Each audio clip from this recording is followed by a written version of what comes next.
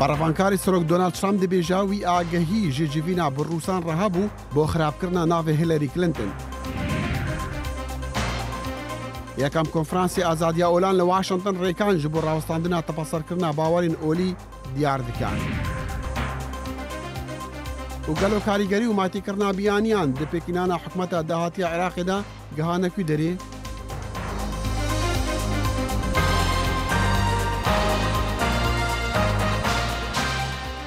سڵاو و ڕێز و هیڤیەک دەمە خۆش دەگەل کورد کۆنەکشن ji دەنگی ئەمریکا لێرە لە واشنگتن. لای منیشەوە سڵاوە ئەم کاتەوە گشت کاتێکتان شاد. پارێزەری پێشووی سەرۆک ترامپ مایکل کۆهن دەڵێت دانەڵد ترامپ پێشوەخت ئاگای لە کۆبوونەوەکە هەبووە کە لە باڵەخانەکەی ترامپ ڕوویدا بوو کە تیایدا ڕووسیەکان ئامادەیان بۆ دانی زانیاری زیانبەخش لەسەر هیلاری کلینتنی بەرهەڵستی ترامپ دەربڕی بوو. کۆهن دەڵێت ئامادەیە ئەم زانیاریانە بداتە لێکۆڵەری تایبەت رابرت مولەر. مایکل کۆهن پارێزەرێ بەریە سەرۆکی ئەمریکا پشتڕاست کرد کۆ سەرۆک دانەڵد ترامپ پێشوەخت هایداری کۆمبوونا دناوبەرە کوڕێوی و پارێزەرێکا ڕووسی بوو لە دەما بانگا هەڵبژارتنên ساڵا 2016 یەن سەرۆکاتیە ئەمریکا. کەناڵە تەلڤیزیۆنا CNN یا ئەمریکی دەبێژێت پارێزەرا ڕووسی ئامادەهیا خۆ دیار کرد زانیاریان دژی هیلاری کلینتن بەرهەف بکات. لێ پارێزەرێ نهایە سەرۆک ترامپ و فەرماندارێ بەرێ یە ویلایەتا نیویۆرک ڕودی جولیانی دە هەفپەیڤینێکێدا دگەل CNN داخویانیان کۆهن بدراو ناف کرد. نا نەخێر من چاوەڕیا تشتێکی وەهاژی کوهین دکرد ئەو درەوا دکە درێژاهیە vê heftiyê û بû dema salan ew direva dike ev e negiringe em dibêjîn eva kuhîn dibêjî çê nebûye û ev e helwestê me ye. جولیانی گوت مایکل کوهن نەجهێ باوەریەیە. لە یەکەم هەفپەیڤینا دگەل کەناڵێ تەلڤیزیۆنا ABC مایکل کوهن دازانین کو ئەو ئامادەیە vê mijarê digel lêkolерê taybet li ser destêwerdana Rûsya di hilbijartinên serokatiya Amerîka Robert Mueller piştrast biket. Ev qet nabe tu serokekî bêxîl ser şahidiyeka nel cihê baweriyê û ji direwînekî re. Parêzera Rûsî Natalya Veselnetskaya peywendiyên bihêz digel hikûmet û karbidestên bilindên hikûmeta Rûsî hebûn û çavkaniyên Associated Press dibêjit rengê ew ê sûza berhevkirina zanyariyan derbarê Hillary Clinton radestî bizava hilbijartinên serok Trump kirbet. مایکل کوهن چه تومارین دنگی نینن درباره کۆمبوونا وی و کوڕێ ترامپ دگەل پارێزەرا ڕووسی ئەوە کۆمبوونێ دگەل کاربدەستên ئەمریکا ڕەت دکرد. کاردارە ڕووسی و ڕکەبەرێ دەسەڵاتداریە سەرۆکێ ڕووسی ڤلادیمیر پوتین مایکل خۆردۆڤسکی دەبێژتن من باوەری هەیە پارێزەرا ڕووسی تەڤلی vê mijarê bûye. جبری نها و لدما اشکربونا یکم ایمیل دیاربو گوپاریزرا روسی پیوندی به دزگاه پاراستنا فدرال یا روسی هبو و وی دزگاه لدر وی ولات کار دکر و زیدگاوی بسر قانونی کرنه و هر وی دزگاه زانیارین شاش گیهاندنه دزگاه یکمین لروجاوا. دگەل بەردەوامبوونا لێکۆنینە لەسەر دەستێوەردانا رووسیا دە هەڵبژارتنên ئەمریکادا شەرەکا سیاسی و قانونی دناوبەرە لێکۆلەرێ تایبەت ڕۆبەرت مۆلەر و ویزارەتا دادا ئەمریکا لە ئالیەکێ و ڕێڤەبەرییا سەرۆک ترامپ لە ئالیەکە دن دەوام دکە. خالد فتاح دەنگی ئەمریکا. فەرمانە دادگەهێ ji بۆ ku karbidestên Amerîkî zarokên penaberên neqanûnî vegerin ji dê û bavên wan re bi dawî têtin. Duh Wezareta Dadê ya Amerîkî got wan pitir ji 1400 zarokên pênc salî û mezintir gihandine kes û karên wan. Çalakvan û karmendên alîkariyan dibêjin ew dîmenek xemgîn bû. Gelek ji zarokan nexwastin paxivin lê gelkî keyfxweş bûn ku ew ê bigihne dê û bavên xwe. Hêşta 700 zarokên dî jî binçavin û nexuya yekakengî wê vegerine malbatên xwe. Li gora siyaseta zîro lêxweşbûniya Serok Donald Trump tevaya penaberên bi rêkên neqanûnî ji Meksîko ketîn Amerîka hatîne girtin. کۆبوونەوەی ئاستی وەزیران بۆ بەرەو پێشبردننی ئازادی ئاینی کە لەلایەن وەزارەتی دەرەوەی ئەمریکاوە ئەنجامدرا کۆتایی پێهات. لە ڕۆژی کۆتایی جێگیری سەرۆکی ئەمریکا وتارێکی لەسەر گرنگی ئازادی ئاینی پێشکەش کرد کە تیایدا سەنگی خستە سەر پێشێلکارەکانی چەند وڵاتێک لە ناویاندا ئێران. هەروەها باسی لە دڕندایەتی داعش کرد و نادیە موراد یەکێک بوو لە میوانەکانی کۆنفرانسەکە. وەزیری دەرەوەی ئەمریکا مایک پۆمپیۆ کۆتایی بە یەکەم کۆنفرانسی ئاستی وەزیران بۆ بەرەو پێشبردننی ئازادی ئاینی لە واشنگتن هێنا. ئەم هەفتەیە زیاتر لە 80 شاندی بیانی و ڕێبەری ئاینی لە سەرانسەری جیهانەوە بەشدار بوون لەگەڵماندا ئەوانەی لە نزیکەوە لەگەڵ گروپەکانی کۆمەڵگەی مەدەنی کار دەکەن و زۆربەی جار پێشەنگن بۆ ڕاگەیاندن و وەڵامدانەوەی ئەو دۆسیانەی تایدا ئازادی ئاینی بنکۆڵ دەکرێت. لە دواوتاری کۆنفرانسەکەدا مایک پۆمپیۆ ڕاگەاندنی پۆتامێکیان بڕیارەکانی ئەو کۆنفرانسی ڕاگەاند ئەوەش ئەوەیە کە ئەمریکا بە فەرمی بابەتی ئازادی ئاینی بەڕژدی وەردەگرێت. جێگری سەرۆکی ئەمریکا مایک پێنس لە وتارەکەیدا جەختی کردەوە لە ڕێبازی ئەمریکا لەسەر ئازادی ئاینی و تشکی خستە سەر سەرکوتکردنی ئازادی ئاینی لە نیکەراگوا، ئێران، کۆریای باکوور، چین و میانمار. ئەو گوتی ئازادی ئاینی نەک تەنها مافێکە بەڵکو لە بەرژەوەندی ئاشتی و ئاسایشی جیهانیشدایە. ئەو وڵاتانەی ئازادی ئاینی بنکۆڵ دەکەن ڕادیکالیزم و بێزاری هاوڵاتیانی خۆیان زیاد دەکەن. ئەوان تۆی توندوتیژی لە سنوورەکانی خۆیاندا دەچێن و زۆربەی جار تەشەنە دەکات بۆ ناو وڵاتانی دراوسیان و بۆ سەرانسەری جیهانیش. مایک پێنس ئێرانی بە سەردەستەی ئەو وڵاتانە لە قەڵەمدا کە پشتیوانی لە تیرۆر دەکەن و ئازادی ئاینی هاوڵاتیانیان بنکۆڵ دەکەن. کریستیانەکان، جووەکان، سوننەکان، بەهاییەکان، گروپە ئاینیەکەمینەکانی تر سادەترین مافیان پێشێل دەکرێت کە شیعە زۆرینەکان هەیەە. بە شێوەیەکی ئاسایی ئەمانە سزا دەدرێن، لێیان دەدرێن، دەستگیر دەکرێن، بێڕێزیان پێدەکرێت. تەنها لە ساڵی 2016دا 20 کوردی سوننە سزای مەرجیان بەسەر داسەپێنرا بە تاوانی گوایە شەڕی دژی خۆیان هەڵگیرساندووە بە شێوەیەکی سادە تەنها لەبەر ئەوەی پەیڕەوی بڕوای ئاینی خۆیان دەکرد. هەروەها پەیامێکیشی بۆ گەلانی ئێران هەبوو. تەنانەت لە کاتێکدا زۆر بەتوندی ئێمە دژی هەڕەشەکان و کردارە تێکدەرەکانی ڕێبەرانتانین لە تاران ئەوە بزانن کە ئێمە لەگەڵ ئێوە داین. ئێمە نزاتان بۆ دەکەین و داواتان لێ دەکەین خەڵکی باشی ئێران لە پێناو ئازادی و داهاتوێکی ئاشتیانە بۆ خەڵکەکەتان بە ئازایانە فشار بخەنە سەر حکوومەتەکەتان. وەزارەتی دەرەوە بڕیاری دابینکردنی 7 ملیۆن دۆلاری داوە بۆ هێنانەوە سەرخۆی پارێزگای نینەوەی عێراق کە زۆرترین دڕندایەتی داعشی بینی. لە کاتێکدا نادیە موراد باڵێزی ئاشتینەتەوەی گرتوەکان لەو کۆنفرانسە ئامادە بوو، جێگری سەرۆکی ئەمریکا گوتی هیچ کۆمەڵگەیەکی ئاینی هێندەی یەزیدیەکان نەبوون بە قوربانی دڕندایەتی داعش. ئەو باسی لە بەسەرهاتەکەی نادیە کرد کە چۆن لە ژێردەستی داعش بوو و براکانی چۆن کوژرابوون و پاشان نادیە چۆن هەڵاتە بوو لە ژێردەستی داعش. بەڵام بەشێکی زۆری خوشکە ئێزیدیەکانی ئەوەندە بەختیان باش نەبوو. هەزاران ئێزیدی هێشتا بێسەر و شوێنەنیان لە ژێردەستی داعش ماونەتەوە. بە نادیە دەڵێم ئێمە خۆشحاڵین بە ئامادەبوونت لێرە. ئێمە سەرسامین بە ئازایەتیت. وڵاتە یەکگرتووەکانی ئەمریکا و منیش بەڵێنت پێدەدەین هەمیشە دڕندایەتیەکەی داعش بە ناوەڕاستیەکەی ناودێر دەکەین. ئەمە جێنۆسایدە و هیچی تر. مەبەست لەم کۆنفرانسە دووڕۆژیە ئەوە بوو کۆمەڵگەی نێونەتەوەی حکوومەتەکان کاری زیاتر بکەن بۆ پاراستنی ئازادی ئاینی و پاراستنی ئەو کۆمەلگایانی کە دەکرێنە ئامانج لە وڵاتی خۆیاندا. هەر لە کۆنفرانسی تایبەتی ئازادیە باوەڕێن ئۆری لە واشنگتن ئەمریکا هوشداریەک تند داهەڤبەندا خۆیان ناتۆ تورکیە ji ber girtina oldarekê Emerîkî. Cêgirê serokê Emerîkî Mike Pence ew peyam gihand Tirkiyeyê. سەرۆک ئەردوگان و حکوومەتا تورکیە من پەیامێکی لە شوونا سەرۆکی ئەمریکا ژوەڕە هەیە. قەشە ئەندرو برانسن هەر نەها ئازاد بکەن یان خۆ ئامادە بکەن داک و ڕاستی ئەنجامان ببن. Cegirê serokê Emerîkî got jî eger Tirkiya wî oldarê Emerîkî çend zû ye azad neke Emerîka dê ciza û toleyan danta ser Tirkiyeyê. ناڕزاییەکانی شەقام و ناکۆکیە سیاسەکانی عێراق هێشتا ئاسۆی دروستکردنی حکوومەتێکی نوێی ناڕوونە لەو بارەوە لە واشنگتنیش مشتومڕ لەسەر سیاسەتی ئەمریکا دەکرێت. ئاستانگەن لە پێش دامەزراندنا حکوومەتێک نو لە عێراقی کاریگەری و ماتێکردنا بیانیانە بە تایبەت ژی یا ئیرانی. پێکێنانی حکوومەتی نوێی عێراق لە نێو ململانی نێوخۆی نێوان پارتە براوەکانی هەڵبژاردن و هەیەجانی دەنگی ناڕزایی خەڵک و دەستێوەردانی وڵاتانی دەرێکی بازی سەرۆک وەزیران بەسەر کێوە ئەنیشێتەوە حەیدەر عەبادی کە چاوی ئەمریکای لەسەرا یان هادی عامری کە ئێران بەپەرۆشە بووی. شیکەرەوان لە واشنگتن پێیان وایە کە ئەمریکا دەبێت سیاسەتی لە عێراق بگۆڕێت. نایانەوێت ڕۆڵی ئەمریکا لە بەغداوا دەربکەیت کە تەنها یەک کەسی هەیە ئەو کارە بکات.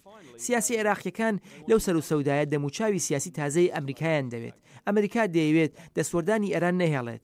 ئەوەشی وا پێویست دەکات کە پەیوەندیمان لەگەڵ عێراق وەک ساڵانی ڕابردوو نەبێت ئەمریکا دەبێت مامەڵە لەگەڵ عێراقی تازەدا بکات. ئێران لە چاو ڕابردوو زیاتر پێویستی بە عێراق هەیە چۆن پێگەی ئێران لە عێراق دەتوانرێت لەق بکرێت لە کاتێکدا چاودێران ئەوەیان لاڕوونە میلیشیا شیعەکانی سەر بە ئێران هەموو کات دەتوانن بەمەبەست بەکار بهێنرێن هاوکات لەگەڵ چڕبوونەوەی گەمارۆ ئابوووریەکانی ئەمریکا لە دژی ئێران ئایا عێراق بۆ ئێران دەواازە ئاسانەکە نابێت؟ ئێران چاوی لە دروستبوونی هاوپەیمانێکی نێوماڵی شیعەکانە کە بتوانێت حکوومەت پێک بێنێن. بەلایەنەوە گرینگە سەرۆک وەزیران لە خۆیانەوە نزیک بێت. دەشیانەوێت لەوە دڵنیا بن کە کۆنتترۆلی وەزارەتی نەوت مسۆگەر بکەن. تاوەکو بتوانن کاریگەریەکانی گەمارۆی ئابووری ئەمریکا بۆ سەر ئێران لە ڕێگای عێراقەوە کەم بکەنەوە. عێراق بۆ ئێران یەکێکە لە هیواکان. ئێران لە هەوڵی فراوانکردنی پێگەکەیەتی نەک لە بەغدا بەڵکو لە ناوچە فیدراڵیەکەی باکووری وڵاتەکەش لەگەڵ پارتە کوردەکان وەک ئەم شیکەرەوەیە باز دەکات کە سەردانی بەغدا و لایەنە کوردیەکانیشی کردووە. پێی وایە لە هەرێمی کوردستان ڕاڕاییەک دەبیندێت لەوەی بەچوونە ناو هەر هاوپەیمانێتیەکەوە چیان دەست دەکەوێت بەڵام بەغداش چوونەوەی پارتی دیموکرات بۆ ئەوێ بەسەرکەوتن مەزە نەدەکات. ئەوەش گرینگە کە دەبینین پارتی دیموکرات خۆی بۆ ئەوە ئامادە کردەوە بۆ وەرگرتنی پۆستی سەرۆک کۆمار لە عێراق. ئەوەش بۆ بەغدا سەرکەوتنێکە کە پارتی بگەڕێتەوە بۆ بەغدا و پۆستێکی باڵا وەربگرێت. هەڵبژاردنەکان لە عێراق پێگەی کەسایەتی و حیزبەکانی یەکلا کردەوە بەڵام دەستگرتن بە کەسایەتیەکانەوە لەلایەن وڵاتە کاریگەریەکانی سەر عێراق لە قازانجی کێ دەبێت؟ پێویستە پەیوەندی بەستن لەگەڵ هەموو لایەکدا و سەر و سەوداکردن لەگەڵیان لەسەر کێشە گرنگەکان بێت نەوەکو لەسەر ئاستی کەسایەتیەکان. نازانم ئەو هەموو حەزەی ئەمریکا چییە بۆ ئەوەی جارێکی تر حەیدەر عەبادی ببێتەوە بە سەرۆک وەزیران. عێراق بە ساتە وەختێکا گوزەرە بێت شەقامێکی تووڕە و ناڕازی و ململانی لایەنەکان و نەبوونی ئاسۆی حکومەتێکی نوێ لەو لاشەوە ئەجێندای سیاسی ئەو وڵاتانەی چاویان لەسەر عێراقا بەردەوام لە ئامادە باشیدایە. یحیا بەرزنجی دەنگی ئەمریکا واشنگتن. ئایا بەبێی جێبەجێکردنی داواکاری جادالانە سیاسەکانی عێراق دەتوانن حکوومەت پێکبێنن لەگەڵمان ئێستا دکتۆر بلال وەهاب شارەزا و لێکۆلەر لە واشنگتن ئینستیتیوت. زۆر بەخێر بێ دکتۆر پانێلەکەت بەڕێوە دەبرد. من پرسیارێک لای من دروست دەبێت دوای ئەوەی کە ڕاپۆرتەمان بیست بۆ ئەمریکیەکان قبولکەن ئێران ئەوەندە کاریگەری لەسەر عێراق بێت کە تا ئێستا وای کردووە نەتوانن ڕێکەوتن بکەن و نەتوان حکوومەتش دامەزرن لە مانگی 5ەوە هەڵبژاردنەکان بوون. چەند خاڵێکە یەکەم بەشێکی ڕبتی بە واشنگتنەوە هەیە بەوەی کە سیاسەتی تازەی ئیدارەی ترامپ هێشتا شتێکی تازی بەرامبەر بە عێراق نییە. سیاسەتێکی داڕژاوی جیاوازمان بۆ عێراق نییە بەجیا لە کۆریا بەجیا لە ئێران. ئایا عێراق سیاسەتی خۆی پێویستە یاخود بەشێکە لە سیاسەتی ئەمریکا بەرامبەر ئێران و جیاوازکردنی ئێران ئەمە یەکلایی نەبووتەوە لەلایەکەوە. لەلایەکی تریشەوە هەر لە واشنگتن خۆیان هیلاکیەک و ماندووبوونێک لە عێراقا هەیە. ئەمریکەکان هەستەکان 150,000 جوندی و لادانی ڕژێم و گۆڕینی لایەنەکان و برنی دیموکراسی بۆ عێراق و کەچ عێراقیشەمە حاڵەتی بۆیە بێزاریەکێ لەوەی لەمە زیاتر خۆیان بە عێراقەوە هیلاک نەکەن. بەشێکیشی ئەوەیە کە لایەنە عێراقیەکانیش خۆیان کەمتر بەدەم داواکاریەکانی ئەمریکاوە دێن جوابیان و وەڵامیان بۆ ئەمریکا لاواسترە.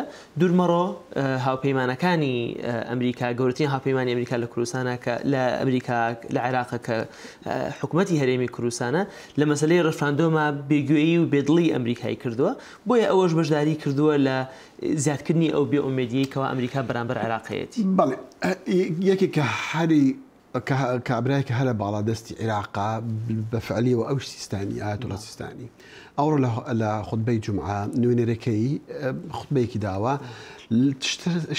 ڕاکێش ئەوەیە کە هەندێک شروط بۆ سەرۆکوەزیران نودادنی بۆ نمونە باسی سەرۆکوەزیرێکی بەهێز دەکا باشیەکی دەکە کە شەڕی گەندەڵی بکە باسیەکی دەکە غەڵەتەکان نەیخاتە ئەستۆی خەڵکانی دیکە چ کەسێک لە سیاسەتمەدەرانی عێراق ئەم سیفاتە نەیتیایە ئەم مەرجانە تایە. بڕوا ناکەم کێشەکە کێشەی کەسایەتی بێت واتە کەسێک بتوانێت و کەسێکی تر نەتوانێت. کێشەکە کێشەی سیستەمە. سیستەمی سیاسی لە عێراق لە 2023 تا ئێستا وا داڕێژاوە وا هاتووە کە حکوومەتی هەموو کەسێک بێت. حکوومەتیش کە حکوومەتی هەموو کەسێک و یعنی حکوومەتی هیچ کەس نییە. بۆیە هەر کەسێک کە سەرۆکی وەزیرانە یا وەزیرە لەبەرەوەی هەموو حیزبەکانی تایە و هەموو لایەنەکانی تایە و ئامانج لەوەیە کە هەموو کەسێکی تیاابێ کاتە ڕئیس وزرا هەمیشە ئەتوانێت بکاتە خەتای محافظە کاتە بکاتە خەتای وەزیرەکان بکاتە خەتای حیزبەکان مەسئولیت لە لای یەک کەس نییە بەرپرسیارەتەکە لە لای یەک کەس ڕناوەستێ بۆیە کە شەفافیەتمان هەیە مەسئولیتمان لە عێراق زەعیفە هەروەکو بینیمان عەبادی کاتێکە زۆری بۆ دێت ئەڵێ ئێوە بۆچی گلەی لە بەغا ئەکەن ئێمە دەسەڵاتەکەمان داوەتە پارێزگاکان کاتێکەوە گلەی لەکەی ئەڵێ تۆ بۆچی وەکو حکوومەتکار ناکەی ئەڵێ خەتای پەرلەمانە پەرلەمان ئەڵێ خەتای دەستورە ئەڵێ خەتای شیعەیەش ئەڵێ خەتای سوننەیە بۆیە وای کردووە کە دەسەڵاتەکان ڕوون نین خەڵکەکە تووڕەیە بەس نازانن بەسەر کیا بقیڕێنن ئەی مەرجعی شیعە ئەو شتە دەزانی بوو ئەو شروتە دادنی بۆ یەکێک دیارە یەکێکیان لە پێش چاودانەوە یەکێکیان کە پشتیوانی لێ بکەن و بەهێزی بکەن بۆ ئەوەی داواکاریەکە لە مەسلەی چکە یەکێکتر لە داواکاریەکانەوە دوو داواکاری سەرەکی هەبوو یەکێکیانەوەیە کە داواکاری ئەو خەڵکە جێبەجێ بکرێت لە مەسلەی ئاو و کارەبا و پێداویستیەکان دووەمەوەیە کە بە زووترین کات حکوومەت تشکیل بکرێت سەدر ئەگەر جنابەت بیرێت بێ پێش هەفتەی ڕابردووتی با پەلە نەکەین لە پێکەنانی حکوومەتە ئەمە داواکاریە کە بە تایبەتی لایەنە شیعەکان کەوا ئەولەویەت بریتینە لە دروستکردنی حکوومەتێکەوە هەموو کەسێکی تیاابێت بەڵکو حکوومەتێک بێکەوە سەرۆکوەزیرانێکی بەهێزی لێوە دەربچێت واتە ئەگەر پێویستی کرد هەندێک لە لایەنە شیعەکان لەناو حکوومەتە بن و هەندێکی تیانە بن قیناکە ئامانجەوە نییە کە هەموو شیعەکان لە حکوومەتە بن یا هەموو لایەنەکان لە حکوومەتە بن بەڵکو بێ حکوومەتێک بێکەوە دەسەڵاتێکی وازح و ڕێکوپێکی هەبێ ئەوەی کە لە عێراقەتە ئیسە هەبووەوەیە کە هەموو لایەن و حیزبەکان لە حکوومەتان شتێکمان نێبنای معارەزە هەمووی لێ ئەخوا هەمووی لە ژوورەوەیە باشە سەدر باس کرد کە دیارە کەسێکی هەرە پشتیوانی خۆپیشاندەران دەکات و دیسان گوتوویەتی کە حکوومەت بە تا داواکاریەکانی خەڵک جێبەجێ بکرێ بە پەلە لە حکوومەت دروستکردی حکوومەت نەکەین خۆپیشاندانان چی لە پشتەوەیە بێجگە لە سەدریانی چ کەسێک ئەو خۆپیشاندانانە بەڕێوە دەباتەوە بەش ڕاستە کەمێک کەس بوونێتەوە بەڵام دەوتری کە کۆتای پێ نەهاتەوە کۆتایش پێ نایە خۆی لە ڕاستیە ینی پشتگیری سەدریش بۆ ئەم کێشانێکی ئیسە لە عێراقا هەیە ڕاستی کەمترە لە جاران عێراق سەدر تاکە لایەن بوو کاتێکە هات داوای لە خەڵکە کردکەوە بژێنە سەر جادەکان بەڵام ئەم جارە سەدر لاوازە چونکە جاران ئەم لە دەرەوەی حکوومەت بوو دژی حکوومەت خەڵکی هانەدا ئیسا ئەم خۆی لەوانەیە کەسی ڕقم یەک دابنێت لە حکوومەتە بۆیە تۆزێک سارتر بەرخوردی لەگەڵ با بڵین ئەم مزاهراتانە کردووە ئەمەی کە هەیە بۆ وەڵامی پرسیارەکەی جەنابەت ئەوەیە کە بەڕای من ئەمە فەشەل و سەرنەکەوتنی ئیدارە و حیزبە شیعەکانن لە ئیدارەکردنی عێراقا بۆیە تووڕەیەکە لە هەموو لایەنەکە نەک لە لایەنێک بەجیا دکتۆر بلال زۆر سوپاس خۆش دکتۆر بلال وهاب شارەزاد و لێکۆلار لە واشنگتن ئینستیتیوت میوانی کورد کۆنەکشن بوو شەڕی داعش و 3 ساڵن خلافەتاوان لە مووسڵی گەلک لایەنی ژیانی ڕاوەستان دەبوون جواناژی چەندین لایەنی ژیانە گشتی و ئاڤاهیین حکومەتیژی نەها و ساڵێکی پشتی دەرخستنە داعش خەڵکی دەولەمەندی باژار بشیانین خوێن تایبەت هەوڵدەدەن خوێندنگەهان ئاوا بکەن. قوتابخانەیەک ji pêdawîstiyên giring e bû her civakekî da ku zanîn û têgehiştin ya berbelav bît di nava xelkî da û neweyên têgehiştî ji ewî xelkî rab bin. Belê li Mosula kevin heta niha zorbey qutabxanan nehatîne vekirin. Her ji destpêka hatina Daeş û heta niha. Beşekê evan qutabxanan a sewarên Daeş pêve diyarin. Hindek ji bo embarên çekît hatine bikarînan û hindek ji bo fêrkirina zaroyan li ser meşq û rahênanên serbazî it hatine bikarînan.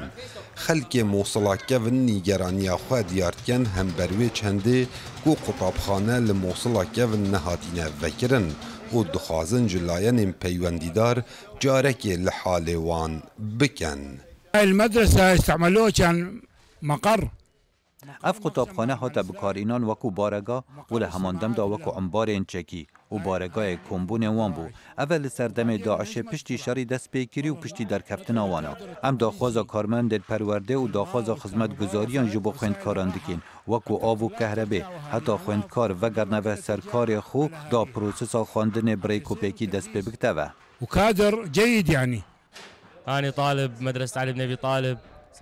Ez xwendekarim li dîbistana Alî bin Talib ev 5 salin got dîbistan li bame tunene tevde wêran bûne em daxwazê hikûmeta Iraqê dikin xwendingehê me nû bikin û taxa me jî paqij bikin ji ber ku heta niha tu xwendingeh lê taxa kevin ya Musilê nehatiye vekirin. جه لایکی دی و گروپ خوبخش بناو تطوع معنا یانکو خوبخش دگلمه کوج چندین خورتن موصل پیکهاتین رابوین بنیجنکرنا قطابخانین موصلا کون و نهال قطابخانا بابل یا سرطایی کار خواه دست بکریه. كانت بدايتنا من مدرسة بابل.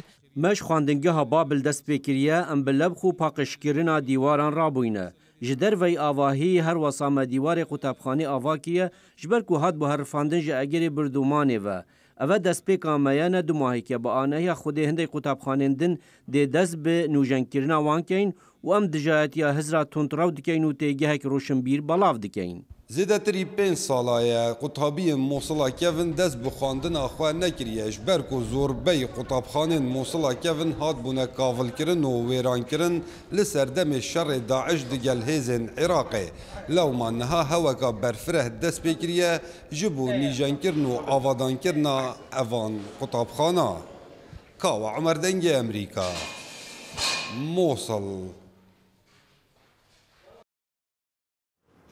کاروەرسێکی هاوپەیمانی ڕۆژی هەینی ڕایگەیان شاندێکی ئەنجومەنی سووریای دیموکرات سەر بە کوردەکان و هێزەکانی سووریای دیموکراتی کە ئەمریکا پشتیوانیان لێ دەکات چۆتە سووریا بۆ توێشکردن لەگەڵ کاربەدەستانی حکوومەتدا. هاوسەرۆکی ئەنجومەنی سووریای دیموکرات ڕیاد دەرار گوتی ئەو شاندە 2 ڕۆژ لەمەوبەر گەیشتە دیمەشق و گوتیشی دەسەڵاتی کوردی کار دەکات بۆ ڕێککەوتنێک لەسەر باکووری سووریا. ئەمەش یەکەم جارە شاندێکی لەو جۆرە بڕوات بۆ پایتەختی سووریا کە ئاماژەیەکە بۆ ئەوەی کاربەدەستە کوردەکان هەوڵ دەدەن کەناڵێکی پەیوەندیکردن لەگەڵ سەرۆکی سووریا بەشار ئەسەد ببەستن بۆ پاراستنی ناوچەکەی خۆیان لە سنووری سووریادا. لێ کوبانێ حکومەتە خۆجههی بشیانن خوا یەن بچووک هەوڵ دەدەن ئاڤاهیان ئاوادانیە باژارێ خۆدا بکەن وان پرۆژە ji بۆ ئاوادانکردنا دەستگەهێن بەڕێڤەبەریە و چەندین جادەیان دناو باجاردا هەنا لێ ڕاستی ئاستانگان بوونە بتایبەت نەبوونا مەشین و دەستگەهێن تایبەت. کارکەرن شارەدارەیە تینن زمان گۆ ئەو بە هەموو دەرفەتên xwe کار dikin û tanha beşek ji projeyê hat meşandin ew jî ziftkirina kolanên sereke ye û beşek ji kolanên taxan jî hatin serrastkirin. Lê li gorî karkeran ku lawazî di kar da çê dibe ji ber kêmbûna derfetên di dest wan da. عطل گوچه نبه انشالله ما فوندی کنم دشغلنم سبه ساعت 8 حیا ساعت 8 دیوارم دشغلنم. Di encama şerê mezin ê got li Kobanî çêbûyî beşek mezin ji kolanên bajêr hatin wêrankirin û li gor derfetên xwe sal bi sal şaredariya Kobanî hewl dide gorrêk û kolanên bajêr serrast bikin. Taban projê me em li ser dibeşan sê beşan dimeşin. Yek serf sihî, ê didiyan tavîdî riyan, ê sisyan zift. طبعا مرحلة داوي زفتة طبعا ما زفت هسال لبيشي خداني بو 120,000 متر مربع إيجار تشكي هنا كي بروجا ما تشكي تأثير ديبو يعني ما هك كاري ما بدورغة بروجي زفته دا ساكنيان نتيجة أو لو باران هاني هاتي تێزانین گۆ کۆبانێ دەبن ڕێڤەبەریە حکوومەتە بەعسدا بێ خزمەت مابوو ji ber wê jî dezgehên bingehî yên bajêr xerabin û gelek kar jê re pêwîst e ta got bi temamî serrast bibe. Mehmûd Balî dengê Amerîka, bajarê Kobanê.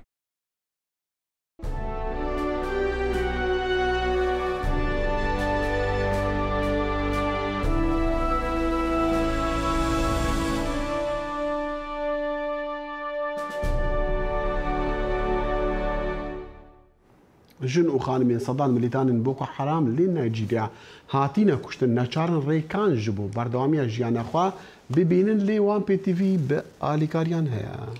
دوو ڕێکخراوی ناحکومی لە نایجیریا یارمەتی ئەو ژنانە دەدەن کە هەوڵ دەدەن سربەخۆیی ئابووریان هەبێت.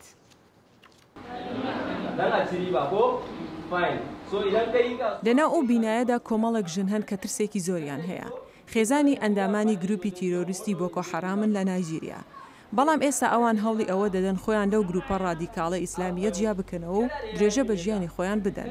لێرەدا ئەوان فێری ئەوە دەبن کە چۆن پارەکۆ بکەنەوە و چۆن بە هاوکاری یەکتر کار بکەن. هاوسەری عایشە عەلی یەکێک بووە لە ئەندامانی بۆکۆ حەرام کە لەلایەن هێزەکانی ئاسایشی ئەو وڵاتە کوژراوە. لە دوای ئەوە ژیانی عایشە قورس بووە، بەڵام ئێستا هیوادارە بتوانێت ژیانی باش بکات.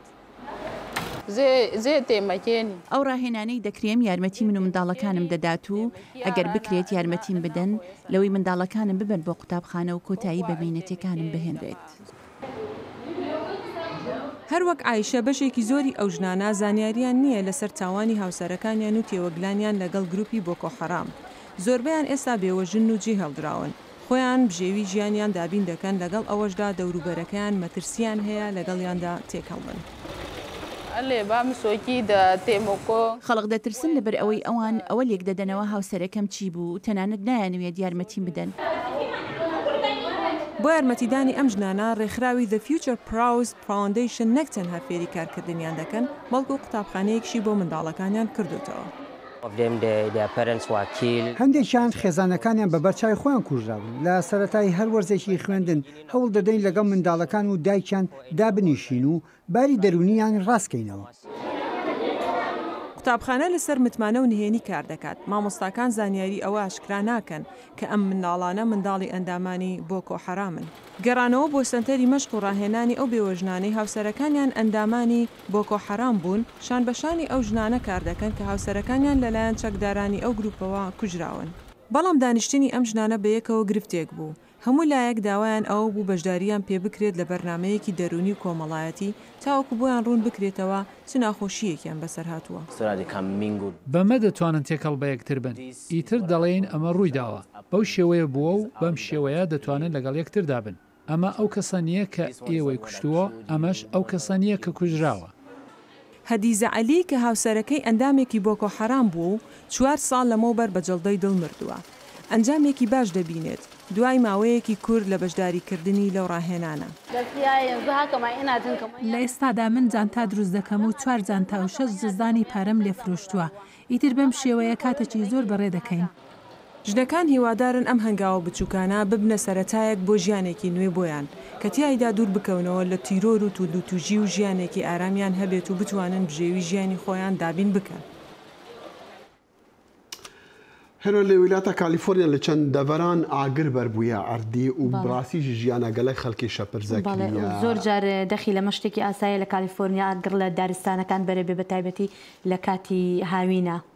بەێ ئەم دیمەنی اون بینن هەربەت لە کالیفۆرنیاە دیارە تێتە گوتن و یەکش ئاگرن بەربوویە بمە بەست لێ ئەو کەسێک و ئاگر بەردەیوان جیهان هاتیەگرتن. بەڵێ. بلیڤیا دەمێن خۆشم تێنە دەمەهیا کورت کو نەکشن هەتا ڕژەر سێشەم بووی هەر شاد و بەختەوەربن. خدا حافظ. خوا حافظ کاتێکی خۆش.